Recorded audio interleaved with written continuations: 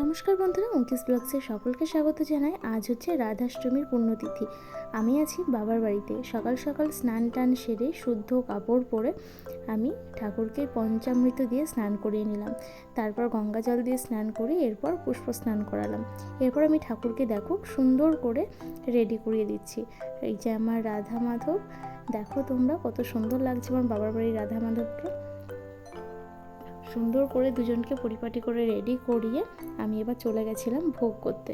মাও করছিল, আমি আর মা দুজনে মিলে হাতে হাতে ভোগগুলো বানিয়ে নিয়েছি। তো দেখো এখানে মা পুজো করছে। আমরা কি কি ভোগ বানিয়েছিলাম একটু দেখো। এখানে ছিল কয়েক রকমের ফল, আমাদের এখানে গাছের ড্রাগন ফ্রুটও ছিল, তার সাথে ছিল লুচি, 5 রকম ভাজা, চালের পায়েস, রাধারানীর প্রিয় কচু, আর ছিল রাবড়ি।